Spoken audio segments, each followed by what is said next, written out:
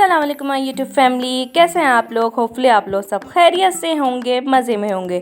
तो फ्रेंड्स, आज मैं आपके साथ बकरीद स्पेशल बीफ कढ़ाई की रेसिपी शेयर करूंगी जो कि बहुत ही मज़े की बनती है। तो बगैर टाइम वेस्ट करे स्टार्ट करते हैं। तो सबसे पहले हमने बीफ का हाफ केजी बोनलेस गोश्त लिया, फिर उसमें हमने 2-3 लहसुन के जवे और थोड़ा सा अदरक का पीस और फिर 2 टेबलस्पून ऑयल डाला। फिर साथ ही हमने 2 गिलास पानी डाल दिए और गोश्त को गलने के लिए रख दिया। गोश्त हमें तकरीबन 80% गलाना है। अब जब हमारा गोश्त गल जाएगा तो फिर एक कढ़ाई में हम हाफ कप ऑयल लेंगे और फिर ये जो गोश्त गलाया था वो ऐड करेंगे और साथ ही 2 टेबलस्पून भर के लहसुन अदरक का पेस्ट डालेंगे।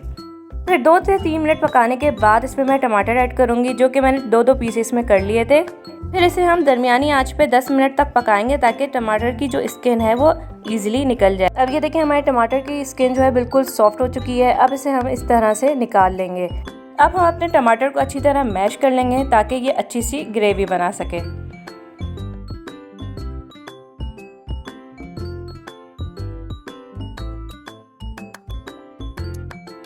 अब ये देखें, 3 से 4 मिनट पकाने के बाद हमारे टमाटर जो हैं वो डिज़ोल्व होने लगे हैं।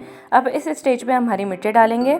साथ ही इसमें हम हाफ़ टी स्पून पिसी हुई लाल मिर्च, हाफ़ टी स्पून कुटी हुई लाल मिर्च और हाफ़ टी स्पून गरम मसाले का डालेंगे और फिर साथ ही 1 टीस्पून सॉल्ट डाल देंगे। इसमें हम half teaspoon black pepper और half teaspoon white pepper डालेंगे और फिर इसे 8 से 10 मिनट तक अच्छी तरह भुनेंगे। हमें इसे अच्छी तरह भुनना है ताकि हमारा ऑयल जो है वो अच्छे से सेपरेट हो जाए।